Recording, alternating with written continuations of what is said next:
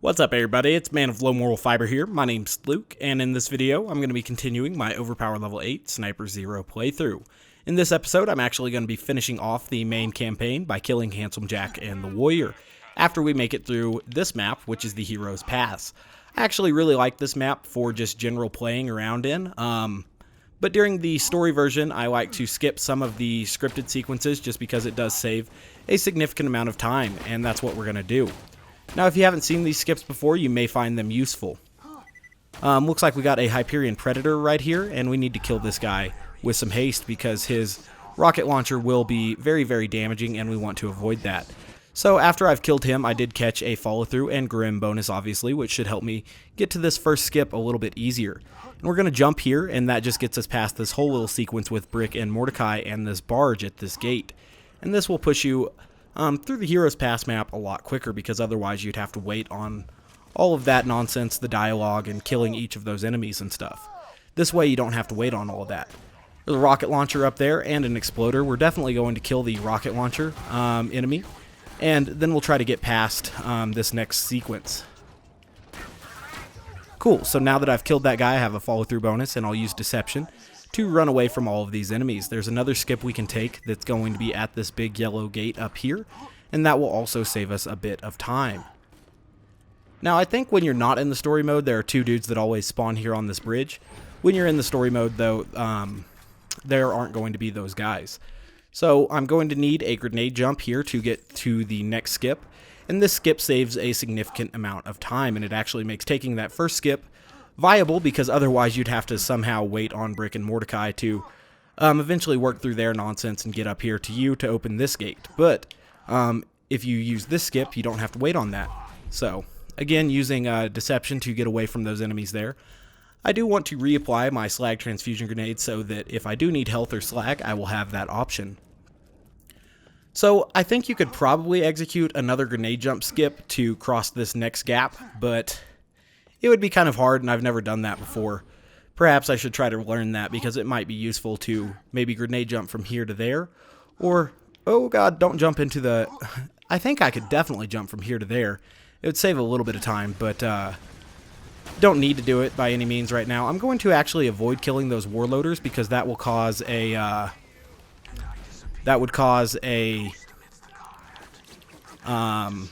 Ultimate Badass Loader to spawn, and we don't really need that in this particular situation.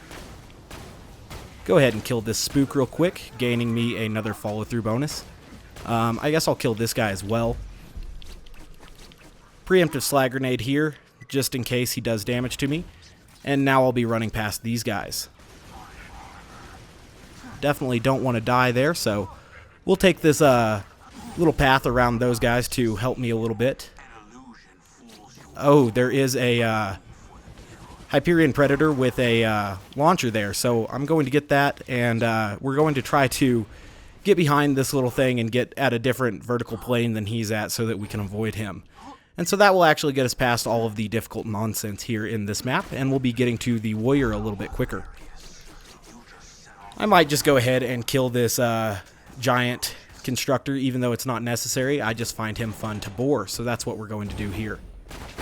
Ooh, I needed the second turret to bore him there. I guess the first shot was poorly placed, but now we'll be heading on into the Warrior. And so the Hero's Pass really isn't that difficult to take out, and if you have Zero's Deception, when I say take out, I mean run past, basically. It's very easy to run past if you have Zero's Deception and follow-through bonuses. So here we are at Handsome Jack. I've never dealt with Handsome Jack before as Sniper Zer0. And I usually just, get a one-hit on him with Melee Zer0, kind of like I was used to doing with Mortar. And Mortar was actually kind of tough because I didn't know what to expect for that fight. Again, with Handsome Jack, my plan is to equip a Shock Lyuda and Shock Bone of the Ancients, and just try to get some critical hits on him and kill him before he really gets going into all of his sequences and stuff. And hopefully that's possible, because otherwise it might be a little bit difficult to deal with, so we'll see what happens. Go ahead and take this elevator down, if I can find the button. There we go. Luckily there is an ammo machine down here, and we can go ahead and stock up on ammo and stuff. Now, I have really enjoyed this playthrough, and like I said, I might do some side quest or DLC after this as well.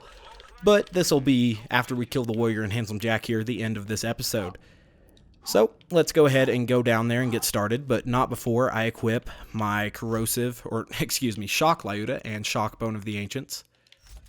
I'll get rid of this little allegiance relic as well.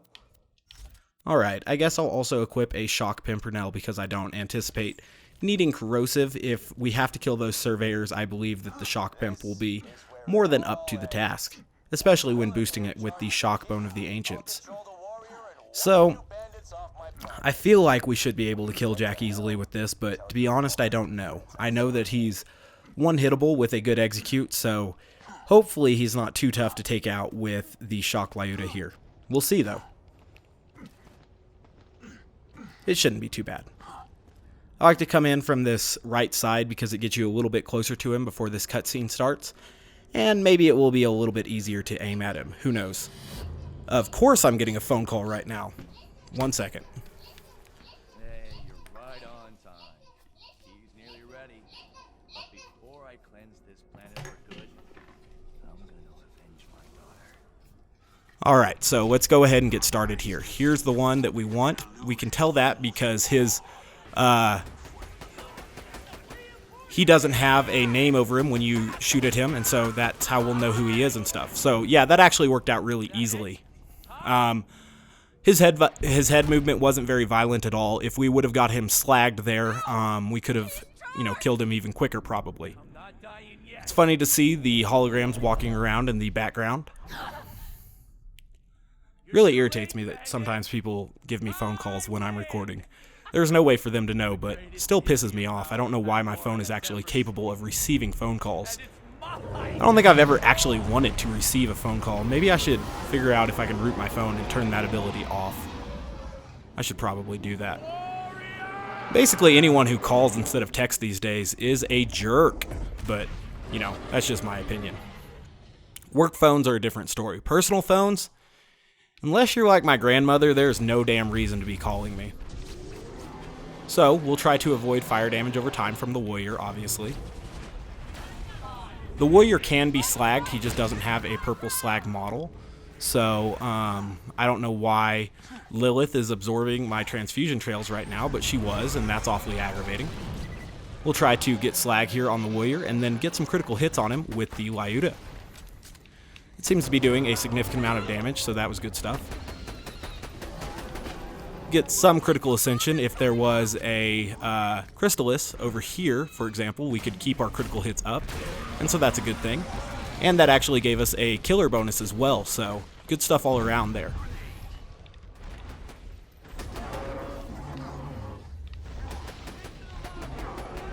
Getting some critical hits here. Need to find another Crystallis to keep my critical ascension up with. Excellent.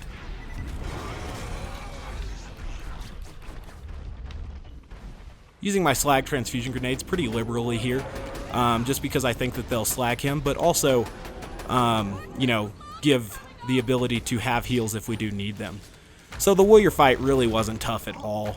Sniper Zer0 kind of made a mockery of both Jack and the warrior here, but that's kind of cool actually. We'll go ahead and finish the warrior off here. Cool, so now he'll just appear over here for the final shot, and we'll go ahead and kill him.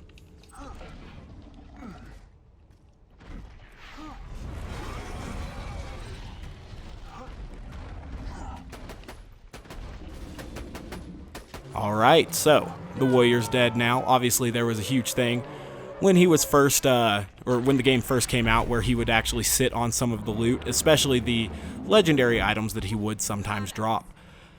Including in his legendary, or just drop pool in general, is the legendary shotgun, the conference call, which is obviously a very powerful and popular weapon. Beyond that, we also have the volcano in his loot pool, and the leech, and I think there were a couple other things too. Of course it wouldn't let me do that. I'm trying to think if there was anything else. But basically, because he has a rather large loot pool, it is actually kind of difficult to get the one item that you might want. And that can be kind of irritating at times, and it's one of the reasons why I think any item that is included in a large loot pool like that, whether it be the warrior or bunker, whatever, it should also be available from one specific mini boss as well. Oh, we also got the Impaler. That's another legendary item that he can drop. And you'll only get one of those legendary items at a time, and so even if you get lucky enough to get a legendary drop, say the Impaler in this case, when you were actually looking for the conference call, it makes the conference call significantly more rare. I kind of want to let Lilith kill him. I don't know. It's her fault. She should have just power punched him to death back in the events of Borderlands the pre-sequel. Yeah, we'll just kill him. It's cool that you can actually get a critical hit on him, I guess. So we'll go ahead and end this, and that will be the end of this particular series, or this part of the series. Like I said, I do want to go through and do some DLCs and stuff. Yeah, this cutscene right here lets you know that Brick and Mordecai did survive Heroes Pass, which is definitely cool. If it weren't for the Vault Hunter, we'd all be dead.